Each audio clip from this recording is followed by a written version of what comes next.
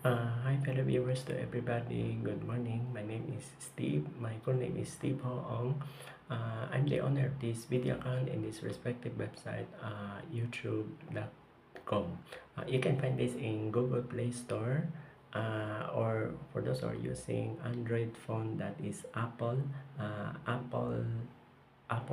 Store. If you type the app YouTube, and that's me. That's my YouTube account. By the way, my next topic is not about Banco Filipino related videos. It is not about necrological videos. No, it's not. It is not also acronyms or abbreviations. This is related here in the Philippines, and that's the reason why I will be using English and Tagalog. I know what you're thinking. What is this all about? Okay, this video is about this one. I'll show to you. The one I'm holding this hand is this one, Metrobank prepaid card. It's same as this one. Metrobank prepaid ATM app. Sorry. Metrobank card. Prepaid card. Okay. What is this all about? Bakit ko to pinapakita sa mga viewers? Kasi meron akong mahalagang sasabihin sa mga Metrobank depositors na related sa prepaid ATM, no? Iba yung savings ATM. By the way, meron pala akong reminder, no? Titignan nyo mabuti, pag-aralan nyo ang color. By the way, ang prepaid is, ito po ang color, hindi siya color blue. Tingnan nyo mabuti. It's a blue-green. Color blue-green siya. Yan prepaid. Ibig sabihin, pag ganyan ang color, hindi siya savings ATM. Ibig sabihin, non-interest bearing siya.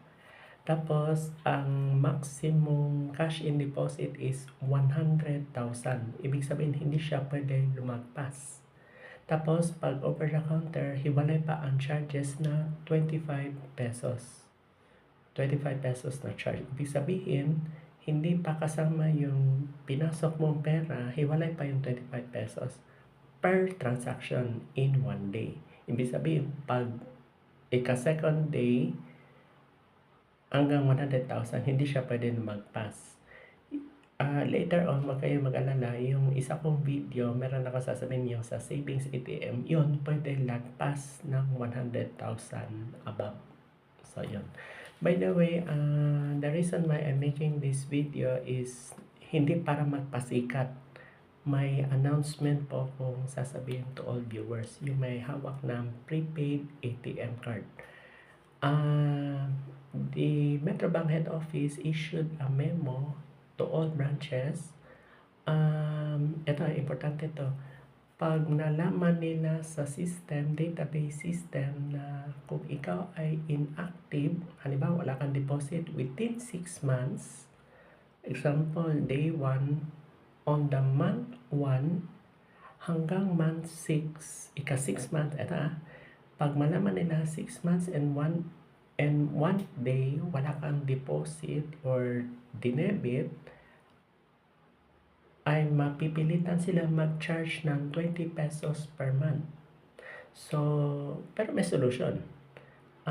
Ibig sabihin, pag na-charge ka 20 pesos per month, inactive, within 6 months, not 2 years, may charge siya 20 pesos per month.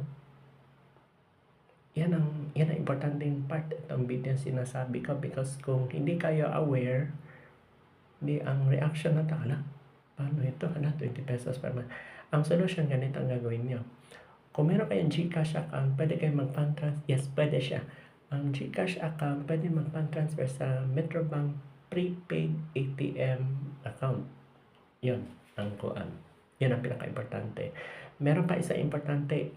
Example, if you, halimbawa, nasa Metro Manila kayo na, kasi malaki ang Metro Manila. Halimbawa, Quezon City, kung Quezon City 1, hindi ka pwede mag-open na account sa Quezon City 2. Basta prepaid. Ang ATM pwede. Yung savings ATM pwede. At kaya kailangan careful sa pag-open nito. Kasi malalaman sa database, uy, nag-open ka na sa Quezon City 1, bakit ka mag-open sa Quezon City 2?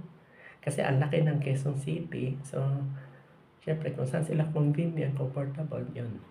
So, another example, Quezon City ka, tapos nag-open ka sa Parañaque, hindi ka pwede mag-open sa Parañaque. Kasi in my case, sa Dumaguete, main office, tapos nag-open ako sa Dumaguete 2. Hindi ko na sasabihin ko anong tong Dumaguete 2.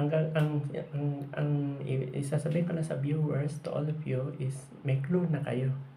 Kung Dumaguete 1, sa prepaid ATM. Hindi ka pwede mag-open sa Dumaguete 2, basta prepaid ATM. Yan, pinaka-importante yan. So, yan. Oh, by the way, if in case ma-fall below, may charge ba ang prepaid ATM? Wala. Wala siyang charge. Yan ang advantage. Pero ang cash deposit, cash in, himalay pa ang 25 pesos per charge over the counter. 25 pesos ang charge. So, yan ang kuha ko. Okay? By the way, before I say goodbye, please share it to your fellow Metrobank depositors all over Philippines. Peso po ito, peso, hindi ito dollar. Okay? Then, please share it talaga kasi ang punto ko dito sa video na ito, kung inactive 6 months, may charge siya 20 pesos per month. Per month. Sa bagay, 20 pesos is chicken lang yan sa inyo, di ba? Kaysa yung ATM na if you fall below 2,000, 300 pesos per month. Wow, pambili ng Chowking, 1 meal. Or good for 2 persons in one family, father, mother, and child. Come to think of it. So, I hope that this video will catch up a lesson to all viewers. Kasi itong video na ito may purpose. Hindi ako mag-upload ng video tungkol dito kung walang purpose. Thank you so much for listening this video. Good morning.